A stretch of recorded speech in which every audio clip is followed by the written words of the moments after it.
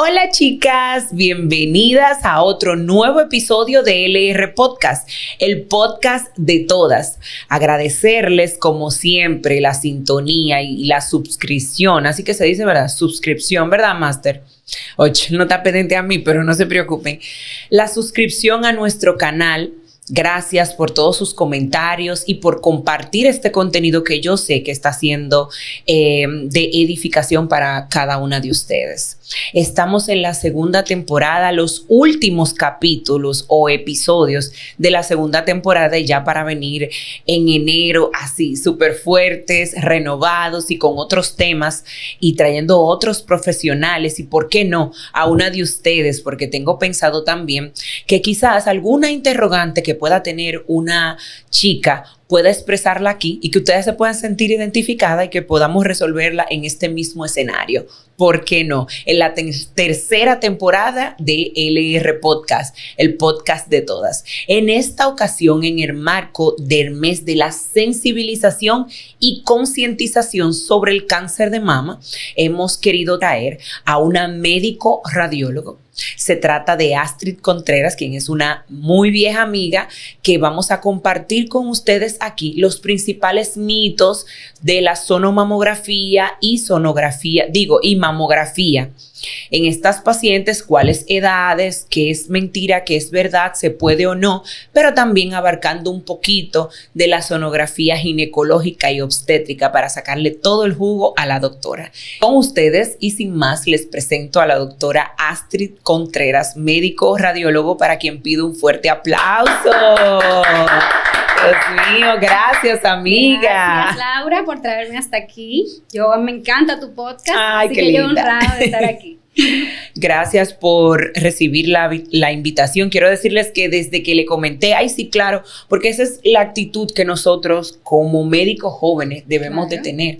En esta era en donde este tipo de cosas nos ha facilitado mucho la comunicación con el paciente y que el paciente puede tener mejor información y conocer un poquito de nosotros como seres humanos. Así es. Y empoderarse de su salud. Exactamente, y tener el conocimiento, porque es muy difícil cuando tú le entregas una indicación al paciente y llega donde ti sin saber qué le mandaron a hacer, por qué se le mandaron a desnudarse. Hay pacientes para hacer sonografía, vamos a decir, trayendo el contexto, que no saben lo que es una sonografía transvaginal. Y cuando ven que le están entrando en el transductor, ¿pero qué es esto? Entonces, empoderar un poquito a las pacientes sobre su enfermedad y también a través de nosotros llevar esa información de valor. ¿Cómo no?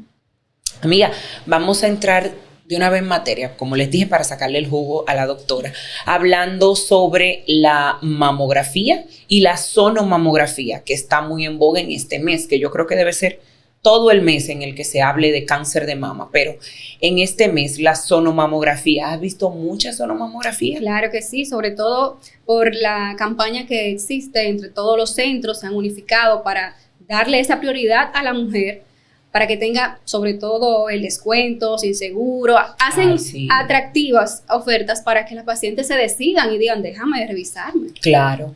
Entonces, la sonomamografía, la sonografía de las mamas o los senos, ¿en qué consiste, amiga? ¿Qué buscamos?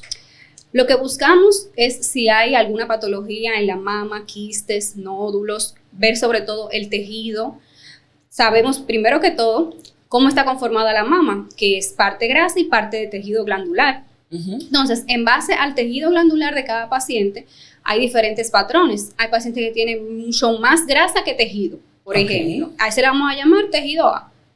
Hay otras que tienen un poquito más de tejido e igual concentración de grasa. Ese sería el tipo B. Ahora, las que tienen más tejido que tejido graso, más tejido glandular que tejido graso, sería el tipo C, que es una mama densa. Pero existe la mama tipo D, que es la mama mucho más densa o extremadamente densa, en la que predomina el tejido glandular en la mujer. Entonces, dependiendo del tejido de cada paciente, se decide un estudio u otro, pero se empieza por la sonografía de mama.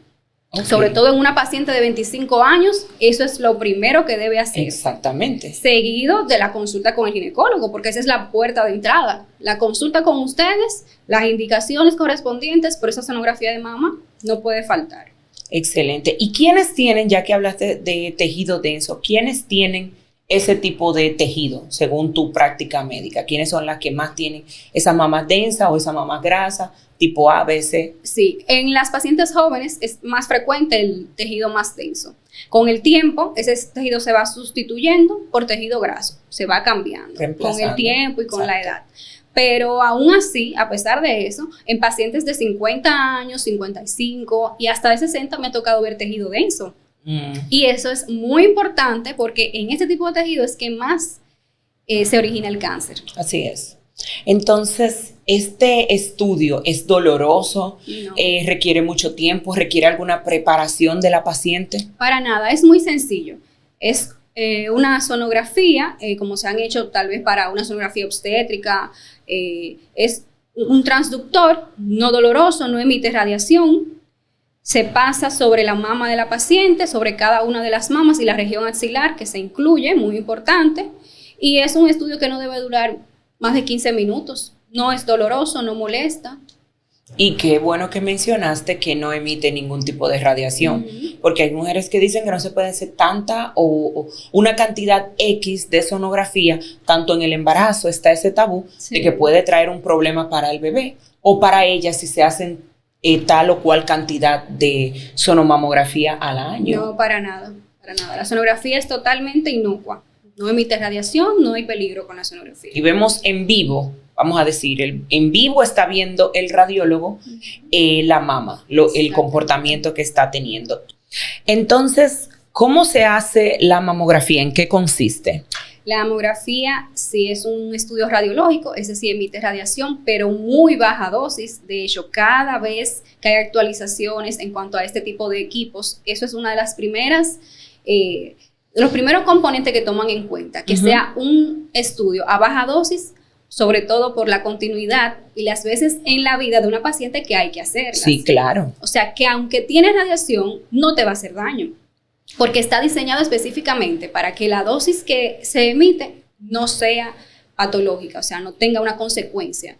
Importante esto, porque hay mujeres que entienden que hacerse una mamografía anual, como está indicado, puede traerle el mismo cáncer por la radiación, o que puede originarle otro tipo de cáncer, otro tipo de inconvenientes en su salud. Y esto es totalmente falso. Esto es algo, como tú dices, que se ha estudiado y que las diferentes guías recomiendan una mamografía anual a partir de los 40 años. Así es.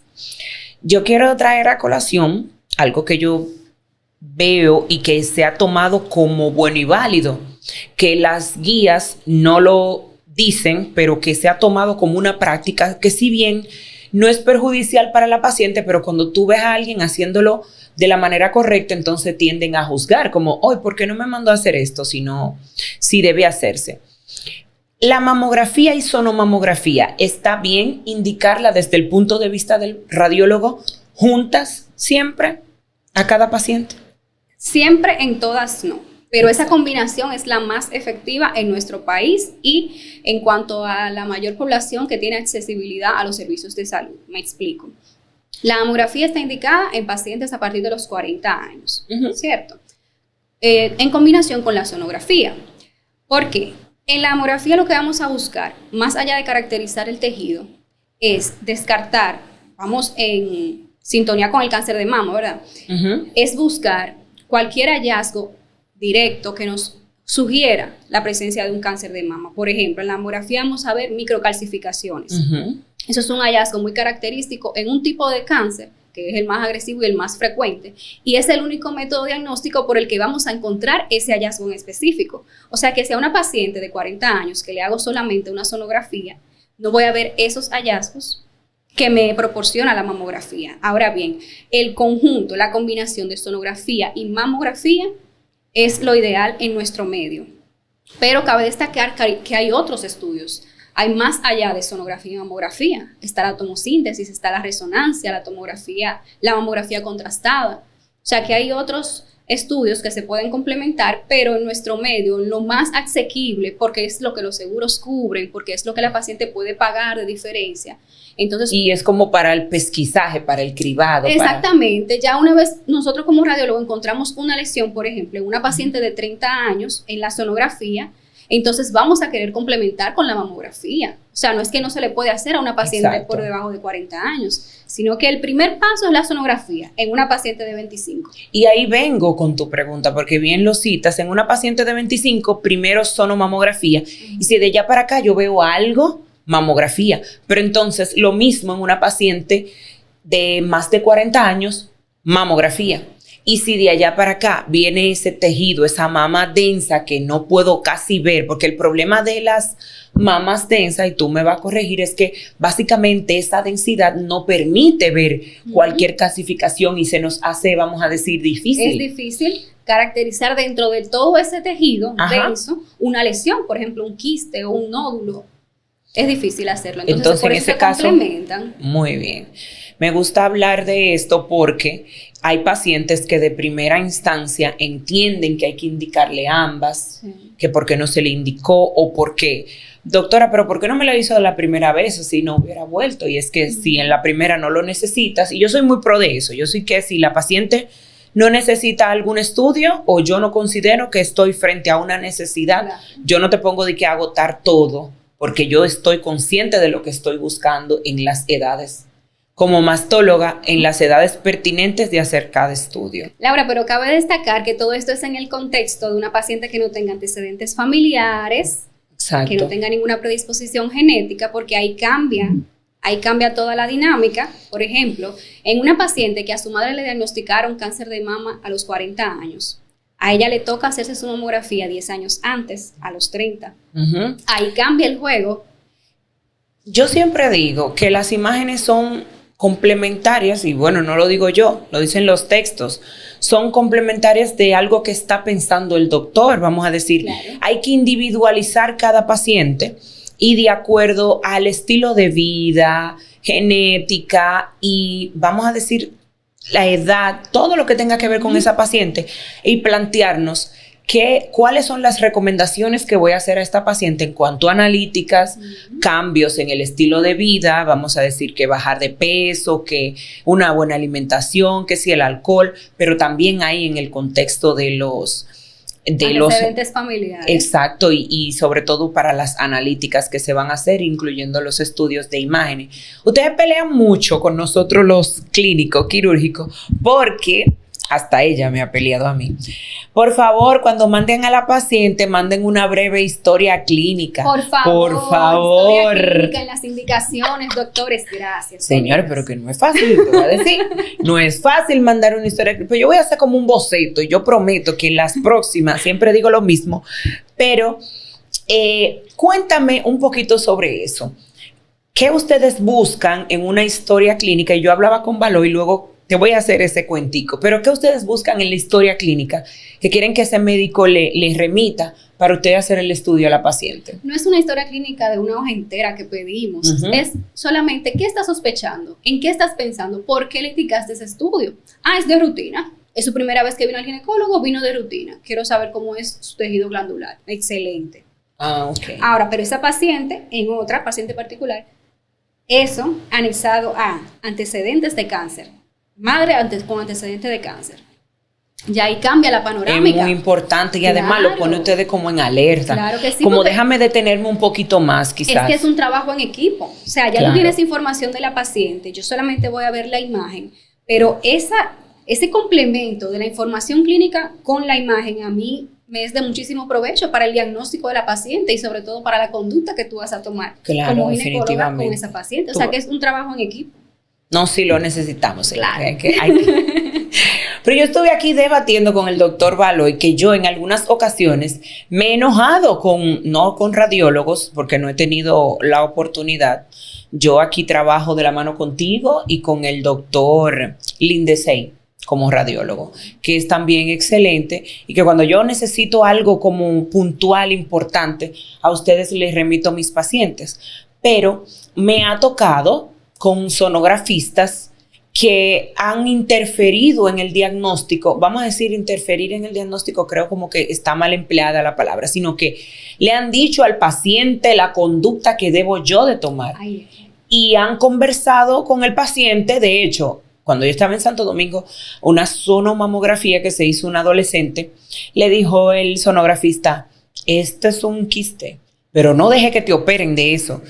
Y lo primero que me dijo la paciente cuando me pasó la sonomamografía, doctora, dijo el sonografista que no me opere de eso, que no deje, como poniéndome a la defensiva con la paciente. Y yo digo, pero ¿por qué tiene que hacer eso? No. Cuéntame cómo sería la postura ideal, de acuerdo a tu formación, de un sonografista o médico radiólogo frente al paciente. A nosotros no nos corresponde decir el diagnóstico a los pacientes. Eso es muy importante que lo sepan. El doctor que le indica el estudio es quien le debe explicar los resultados. Nosotros nos limitamos a saber del paciente. Por ejemplo, si me llega un paciente sin historia clínica, yo converso un poco con ella y para saber hasta dónde, por qué he llegado hasta ahí. O pacientes que de plano se están haciendo su estudio por cuenta propia. También. Porque hay pacientes que se hacen su sonografía. Aquí, señores, hay gente que no necesita nada de eso para poderse hacer el estudio. Que va, yo quiero hacerme tal cosa. Así es. Y se lo hacen. Entonces lo cuestionamos un poco para saber alguna información clínica del paciente, hacemos la imagen y realmente todos los detalles en el reporte. Cuando me preguntan cualquier cosa, esa es la forma, el manejo que debemos tener según la formación, sin dar detalles. No te preocupes, tranquila, tu médico te va a explicar, ve tranquila. El reporte tendrá todos los detalles, porque es que realmente no nos corresponde. Y cabe destacar que es un arma de doble filo. Yo conversaba con el mismo doctor, porque a veces ustedes se pueden tornar como, eso se puede interpretar como una apatía de parte del médico hacia el paciente. Por la forma en que se dice. Exacto, y que hay pacientes que definitivamente están acostumbrados a este tipo de conducta y cuando se encuentran con alguien que está haciéndolo de la forma profesional, entonces entiende que es que el médico no le quiere decir. Ojo con esto, chicas, y es que su médico sonografista, radiólogo, imagenólogo, que tenga que ver con cualquier estudio de imagen que usted tenga que hacer, no debe tener una conversación con usted sobre su tratamiento, sobre su diagnóstico, ni le va a dar detalle. Eso lo va a hacer quien le mandó a hacer ese estudio. Claro, que es quien le va a dar la respuesta en ese momento. Si hay un hallazgo, pues le va a dar la solución al problema, al plan. Mira, vamos a hacer esto y esto, te voy a indicar tal cosa, pero yo no lo voy a hacer. Entonces te conviene más que te explique todo de una vez el médico que te lo puede hacer. Y en el contexto, porque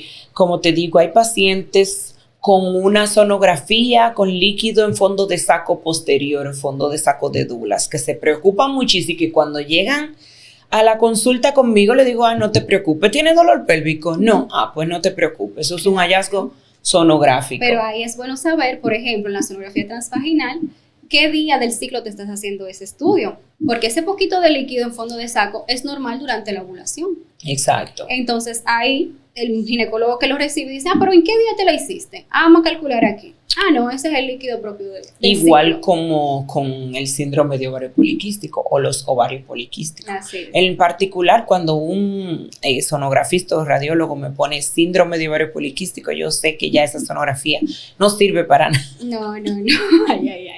Estoy siendo muy dura, pero es que me ha tocado vivir esas experiencias que luego es muchísimo lo que yo tengo que explicar y sacarle a la paciente de ese chip que ella entiende que tiene una condición, porque entonces es muy tajante cuando te dan un reporte y te dicen que tú tienes una cosa y que el médico lo minimice y te diga otra, tú te quedas como que entonces vamos a explicarle un poquito a las pacientes para que se orienten. En la fase folicular, que es la primera fase del ciclo menstrual, después de la menstruación, es normal que en la sonografía se vean los ovarios con folículos que aparentan en la sonografía igual que un quiste. Lo que lo diferencia es el tamaño.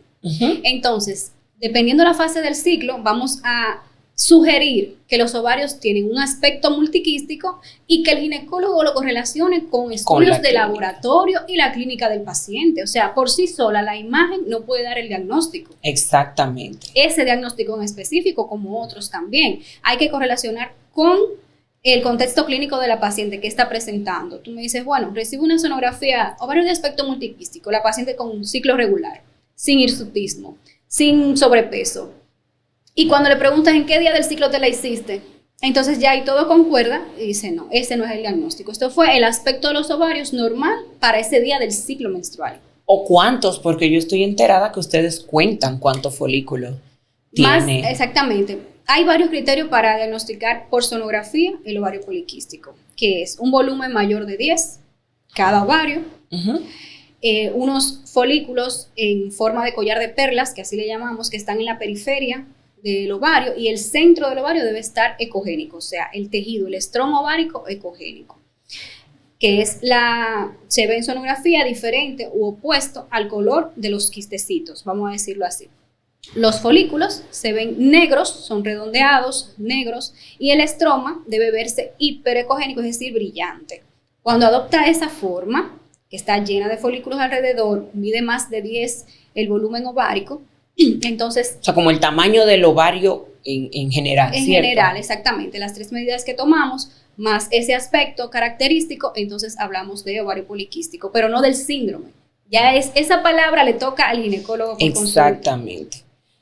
Antes de que se termine, porque yo una vez crucé para la sonografía transvaginal, pero yo tengo un detalle que yo no quería perder de la mamografía, y es el miedo que le tienen las pacientes, no solamente a las radiaciones, sino al dolor en la compresión. Cuéntame un poquito para qué sirve esta compresión, por qué se hace, debe ser dolorosa, la paciente después del estudio tiene que quedarse con dolor. Cuéntame más sobre eso. Esas son creencias que vienen desde hace muchos años atrás. Los equipos, como te digo, siempre se van actualizando. Cada vez la tecnología nos va ayudando más a que se hagan mejor las imágenes, mayor calidad, mayor comodidad para la paciente. Hoy en día son 2 paletas plásticas que se usan. Antes era eso metal. Ajá. Entonces ahora son 2 paletas plásticas. Los técnicos que la hacen son más entrenados hoy en día para eso. Exactamente. O sea, todo colabora para que la paciente, para que sea un estudio cómodo, vamos a decir. Aparte, sí se debe realizar una compresión mínima, pero esa compresión es necesaria por la dosis de radiación que tiene. ¿Cómo así? Para que sea una dosis baja y no te afecte a tu salud, necesitamos comprimir el tejido para ver bien. Lo mejor posible. Lo mejor posible, porque son imágenes pequeñitas, microscópicas que queremos ver en esa imagen. Entonces debe ser el tejido comprimido para poder ver lo mejor posible todos los detalles. Ahora, eso es una compresión de varios segundos. Nosotras las mujeres que nos ponemos faja, que nos ponemos cosas para un vestido apretado 4 y 5 horas, eso es peor. Suena. Dime, 5 segundos, 10 segundos, una mama apretada para tu salud, para saber si estás bien, para darte seguimiento. Entonces eso vale la pena. Pero no debe doler. Realmente ni debe quedarse de que con ese dolor, de que quedó día después. La mamografía no debe doler. Después del estudio tampoco. Puede tener una sensación, tal vez también por la carga mental que nos dicen la vecina, fulana, no, que me dolió, que hay que ver. Le encontraron algo, porque ¿sabía usted, señora, que está en casa, que hay pacientes que no se hacen un estudio para que no les salga nada? Yo he escuchado cosas ilógicas en la vida, pero después está esa afirmación. O sea, no quiero hacerme ningún estudio o visitar al médico porque no quiero que me encuentren nada, ¿no? Definitivamente. No se le va a encontrar, pero luego va a llegar por una situación peor. Por eso es que se recomienda sobre todo la medicina preventiva, o sea, hacerlo de manera preventiva antes de, ya a partir de los 25 años, la paciente que vaya al ginecólogo, que se inició las relaciones sexuales, que se haga su papá Nicolau, que se haga la sonografía, que vaya rutinariamente para eso, porque en el periodo de 1 año es más fácil encontrar algún cambio en esas imágenes que una paciente que se pierda 5 o 6 años. Así me han aparecido, Laura, pacientes que tienen 8 años, 10 años, que no van al médico. Por ejemplo, no, cuando yo estuve embarazada yo fui al médico y jamás había vuelto. Y hoy vengo a hacerme una mamografía y una sola mamografía. ¿Qué pudo haber pasado en esos 10 años? Mucho tiempo. Si hubo algo, avanzó muchísimo. Entonces, lo ideal o lo que nosotros nos corresponde es evitar eso, prevenirlo, detectarlo a tiempo para brindarle una mayor calidad de vida a la paciente. Hay algo muy controvertido y quiero saber porque las guías o las directrices para un mastólogo o oncólogo son diferentes a ustedes como radiólogo. ¿Qué se dice en radiología con relación a las, vamos a decir, las adultas mayores, las ancianas? ¿Hasta qué edad, desde el punto de vista de ustedes, deben hacerse su mamografía anual?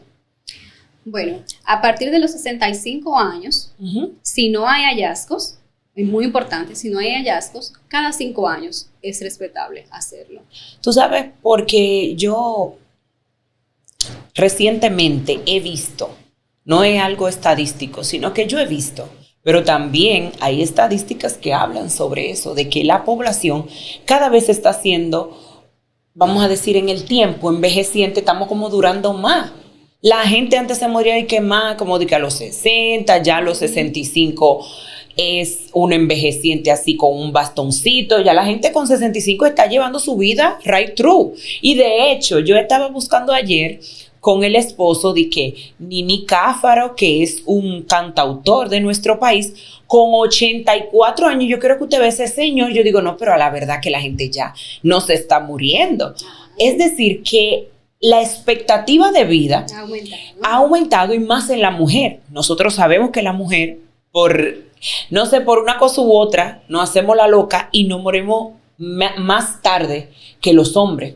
O sea, que la expectativa de vida de la mujer es un poquito más alta, por lo que estas conductas han ido variando. Y ya tú verás que una paciente mía con 70 años o 75 años, yo te mandaría a hacer su mamografía. ¿Por qué? Porque yo tengo una paciente de 80 años que va a mi consulta, va sola, ella toma su guagua, ella va con su Biblia, me ora y dice, hágame mi chequeo y ya por ahí mismo. Entonces, como ella se siente tan bien, es una paciente que es hipertensa y está llevando su medicación, tiene un estilo de vida tan tranquilo y tan bonito, sin queja, que yo no la puedo coartar y decirle, no venga ya más y no se haga su estudio, porque es mejor que esa paciente darle calidad de vida a que yo le diga a ella, ya usted está bien, ya usted no tiene que hacerse ese estudio, porque la probabilidad de que le salga a usted ha disminuido a esta edad, por lo que vaya a su casa tranquila y que venga ella a 2 años, a 3 años, presentando un tumor que entonces sí le va a poner a ella en riesgo y que le va a agravar y que los pocos años que le queden de vida sea de martirio y vamos a decir que no le esté pasando bien, por lo que en la mastología ya eso ha variado un poquito porque nosotros nos arriesgamos un poquito más dependiendo de la comorbilidad que tenga esa paciente. Es decir, si una paciente que no tiene ninguna enfermedad que le vaya a ninguna enfermedad terminal que vaya a acabar con su vida en los próximos años, entonces una paciente que nosotros más enérgicamente le hacemos todos sus chequeos para que no sea por un descuido de nosotros de no mandárselo a hacer por su edad, porque déjame contarte que también tenía una paciente con 72 años haciéndose una vaginoplastía, que tenía un novio y su novio llegaba y ella feliz y yo contenta de poderla ayudar también en esto y con su autoestima. Entonces, esa paciente, más que ninguna otra, hacerles todos sus estudios, no importa la edad. Ahora sí pasamos drásticamente a la sonografía transvaginal. ¿Cómo se realiza esta sonografía y qué preparación debe tener la paciente antes de hacerla? Lo primero es que la sonografía transvaginal, no importa si estás menstruando, no importa que tengas un sangrado entre menstruación, se puede hacer en cualquier día del ciclo. Ahora, si te incomoda mucho hacerla, ya es personal, pero médicamente es posible en cualquier día del ciclo. Eso es muy importante porque hay pacientes que dejan de hacerse su estudio o lo postergan porque está sangrando. Y con mucha más razón, o sea, vamos a ver si ese sangrado es irregular, vamos a ver la causa de ese sangrado, si es que hay una miomatosis uterina allí, que hay algún quiste hemorrágico, ¿no? Entonces hay que investigar. La sonografía transvaginal es un transductor endocavitario, eso es finito, realmente no debe doler, puede incomodar, pero sí, con lo que tú usas en consulta, el espéculo, eso es mucho más incómodo que el transductor que utilizamos. ¿Qué pasa con la doctora diciendo que el espéculo es más a la consulta que a la sonografía? Entonces, Dios mío. Eso molesta menos. Utilizamos lubricante, utilizamos protección para ni infectar a la paciente ni que la paciente infecte el equipo. O sea, se usan muchas medidas de seguridad para que sea lo más cómodo y lo más higiénico posible. Sobre todo, el ambiente que se crea con la paciente en ese momento, sobre todo en pacientes que es primera vez que van. O sea, no es como que acuéstate y vamos a hacerte el estudio, porque mira, es muy incómodo. Eso digo. No, pero hay que preparar a la paciente, debe desvestirse, todo de la cintura hacia abajo, orinar antes de, porque la vejiga nos obstaculiza para algunas imágenes, la vejiga llena, entonces si está vacía es mucho mejor. Ah, eso es importantísimo que mencionemos. Te voy a hacer esa pregunta. Continúa. Ese es el único requisito. Orinar antes del estudio. Se realiza un estudio breve. O sea, que cualquier incomodidad que puedas sentir, hay algunas que no sienten nada, pero cualquier incomodidad que puedas sentir va a ser algo breve y es por tu salud. Y ahí viene mi pregunta. ¿Por qué en una sonografía pélvica yo tengo que tomar agua para que mi vejiga esté llena, a diferencia de una transvaginal? ¿Y cuándo tú prefieres una y la otra? Ay, qué bueno que me hiciste esta pregunta. Ay, sí. Óyeme, yo estoy en esto, señores, yo estoy en esto. Porque es que recibo tantas sonografías pélvicas en pacientes que se pueden hacer ya transvaginal. Ok, vamos a explicar esto. La sonografía pélvica evalúa, con el contexto ginecológico, evalúa el útero y los ovarios. Pero no es lo mismo un abordaje suprapúbico, o sea, hay que pasar la piel, la grasa, el tejido blando, los músculos, toda la pared abdominal para llegar a poder ver el útero y los ovarios. Cuando en la sonografía transvaginal, a diferencia, vamos directamente y vemos todo más claro. Entonces, ¿en qué pacientes está indicada la sonografía pélvica? Pacientes que no hayan iniciado las relaciones sexuales, no vamos a ser nosotros quien va a iniciar, ¿verdad? Exacto. Entonces, la sonografía pélvica está indicada en ellas. Se tiene que llenar la vejiga porque es lo que nos va a proporcionar un ambiente imagenológico propicio para poder ver el estudio, para poder ver el útero y los ovarios. La cantidad de agua que tiene la vejiga hace que en la imagen el útero y los ovarios se vean mucho mejor. Si no tengo esto, entonces todos los órganos que están agrupaditos allí dentro no me van a permitir ver con claridad. Es como si esa agua o esa orina le diera como un poquito de luz a Exactamente, en esa cavidad, que de por sí ya, como dije, hay que pasar varias capas para poder ver hasta allá. Entonces, esto nos ayuda. Mientras la sonografía transvaginal es más directa. Una paciente que ya haya iniciado sus relaciones sexuales, lo ideal es una sonografía transvaginal. Da mucho más detalles, es más específica, no se nos escapa nada, mientras en la pélvica es un poco limitada. Ponemos en negrita eso que acaba de decir la doctora. Es muchísimo más importante, es más específica, es mejor, le conviene más a la paciente y al mismo médico que está haciendo el estudio una sonografía transvaginal, porque es que hay pacientes que entienden que es que porque uno quiere hacerlo. Ay, no se puede hacer pélvica. Bueno, yo la prefiero pélvica cuando voy a colocar un DIU. Luego vamos a decir, para comprobar que la localización del DIU. ¿Qué tú me dices sobre eso? O igual transvaginal. Ay, pero mira, qué bien. Claro, es lo ideal. Es más específico, o sea, te brinda más detalles, la medida va a ser más exacta, te conviene más. Ah, pues excelente, ¿no? Desde ahora yo le digo que en estos podcasts yo aprendo y ustedes aprenden. Pero ahora, si quieres ver alguna patología en la vejiga, o sea, descartar que ese dolor pélvico por el que fue tu paciente a consulta, sea por una litiasis vesical, por ejemplo, si está llena, es mucho más fácil verla. Entonces, ahí sería una sonografía pélvica. Pero eso no es tan frecuente. Ya eso le tocaría al urólogo o al médico general que lo ve por primera vez. Pero solo para esas ocasiones. Si queremos ver vejiga, sonografía pélvica suprapúbica. Si es ginecológica, sonografía transvaginal. La paciente, además de vaciar la vejiga, es decir, orinar, ¿necesita alguna preparación para hacérsela? ¿Puede tener relaciones sexuales la noche antes? Sí, no hay problema. No interfiere en nada. Esto es importante porque muchas chicas entienden que para hacerse ese tipo de estudios no pueden tener la menstruación, como ya la doctora mencionó, perfectamente se puede hacer, y que no pueden tener relaciones sexuales antes, tanto por el tema de si papá Nicolau con menstruación o no, o si ha tenido relaciones sexuales que no se puede hacer. Pero en este caso no interfiere para nada, así que ya usted sabe que puede hacerse su estudio de su sonografía transvaginal. En otros casos se utiliza la sonografía, que son los casos de embarazos.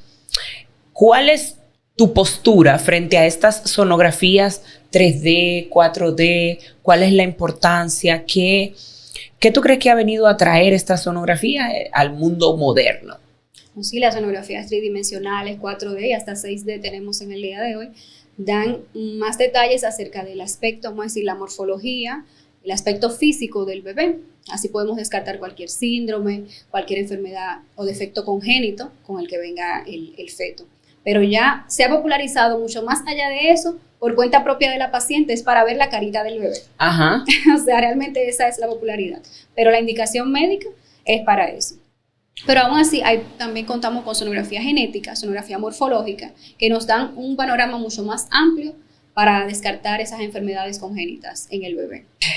Para sacarle todo el provecho a la doctora, no podemos despedirla porque ya hemos agotado gran parte del tiempo, pero no podemos despedirla sin que nos arroje luz sobre algún caso en particular que la haya marcado, que haya sido importante en su formación o en estos tiempos de, vamos a decir, su práctica médica en esto de la imagenología. Doctora, cuéntame de un caso que sea para usted bien particular y que haya marcado su carrera hasta ahora. Bueno, en más de una vez me ha tocado que una paciente van a su consulta por dolor abdominal, que se irradia a la pelvis, y bueno, le indican estudios para ver de dónde es que viene ese dolor. Pues cuando le hacemos la sonografía transvaginal, vemos un saco gestacional con un embrión, con latido ya, o sea, no, un muchacho criado. Un embarazo ya de 6 semanas, y los latidos, cuando escuchamos así, ella, pero es que era gastritis que ahí me estaban descartando. Yo, gastritis. Gastritis, mírala ahí. Hoy en día la gastritis debe estar correteando por ahí. En la escuela ya, con lápiz, papel, no, Dios mío. Eso es muy frecuente que pase, sobre todo en los pacientes que no conocen su ciclo, que tienen ciclos irregulares, que no se planifican, que no van a la ginecóloga. Así mismo. Entonces eso es importante porque ahí hay muchas sorpresas. Eso sí me ha tocado, muchas sorpresas en cuanto a embarazos. Personas que iban por rutina normal, o que no, que tengo dolor abdominal. No, que se me está hinchando el abdomen y no piensan en otra cosa, no, o sea, no piensan en embarazo. Eso no lo piensan. Hacemos énfasis en la importancia de estos estudios de imágenes que han venido a, vamos a decir, tranquilizarnos la vida en algunos aspectos a los médicos clínicos. ¿Por qué? Porque básicamente lo que yo estoy pensando lo confirmo. Y así voy directamente a operar a esa paciente con un embarazo ectópico, con un quiste de ovario, pero antes era entrar a ver qué yo encontraba y bueno, si no había nada, volver a cerrar. Pero entonces confiada, con un diagnóstico certero. Así es, y nos ha dado muchísima tranquilidad también en el estudio del desarrollo y la prevención.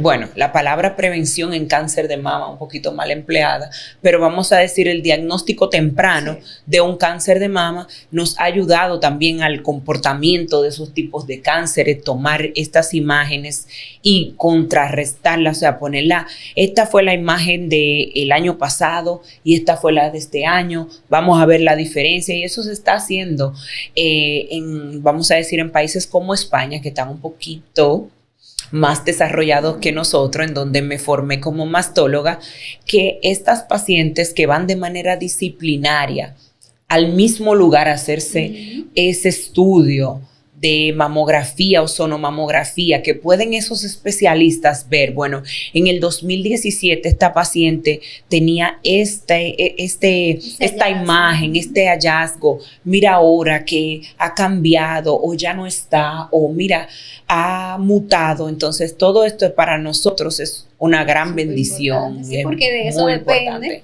De eso depende la conducta que vayamos nosotros a concluir ese estudio. Por ejemplo, si hubo un cambio, ya entonces sugerimos complementar con un estudio más detallado, como dice el paciente, un estudio más profundo. Exacto, más profundo. Para detallar ese hallazgo. Por ejemplo, en resonancia mamaria, que está ahora mismo muy utilizada y ya la tenemos en nuestro país, en pacientes con mamas muy densas, esa es 1A. Porque nos permite caracterizar muchísimo más cosas que no podemos ver en la sonografía. Pero ese es el estudio que el seguro no cubre, que la paciente tiene que pagar, que es muy costoso. Entonces, todo ese tipo el sistema nos hace limitarnos un poquito con sonografía y mamografía, pero particularizando cada paciente. O sea, ese es el papel del radiólogo. Es decir, bueno, correlacioné la mamografía y la sonografía, pero hay algo más. Vamos a indicarle, a sugerirle a que su médico de base le indique una resonancia mamaria. O sea, tenemos que adentrar más ese término, ese estudio, que lo escuchemos más entre todos, porque realmente en tejido denso es súper importante. Y es lo que más a nosotros como vamos a decir como mastólogo, en casos de pacientes con implantes de mama, se utiliza muchísimo la resonancia magnética con medio de contraste, haciendo ese énfasis en esas pacientes que necesitan de este estudio. Y también cabe destacar que hay pacientes que por el hecho de tener implantes piensan que la mamografía no debe hacérsela o que le va a romper el implante. No, para nada, para nada. Es una presión suave que se hace, como expliqué anteriormente. No es algo que te vaya a maltratar, está totalmente indicada y es muy importante porque así vemos toda la cápsula del implante mamario. Es muy necesario saber si está intacto, igual como cuando te la colocaron, o si ha variado algo, si esa cápsula se rompió, si hay alguna colección alrededor de la prótesis. Todo eso es importante y lo valoramos por imágenes. Así es. Chicas, yo entiendo que ya hemos abarcado gran parte de todas las preguntas que ustedes tengan aquí en casita, pero si no es así, por favor, ahí le dejamos nuestro DM o en los comentarios nos pueden hacer estas preguntas y otras preguntas que le puedan surgir de este u otros temas. Muchísimas gracias por la sintonía, gracias a la doctora. Le dejamos también aquí el máster haciendo su trabajo, dejándole los contactos de la doctora y su usuario en Instagram para que la puedan seguir y puedan ver los tips de imágenes de sonografía que la doctora nos aporta. Muchas gracias, doctora. Espero que se repita, ¿verdad? Vamos a comprometerla. Y un último mensaje. Cada paciente que se haya hecho un estudio anteriormente, llévelo a su radiólogo. Que eso es súper importante y para nosotros nos ayuda bastante para ver la comparación en el tiempo. Muy importante. Lleve sus estudios. Ese es el último tip que le doy. Gracias, doctora, y gracias a ti por quedarte con nosotros en LR Podcast, el podcast de todas. Hasta la próxima.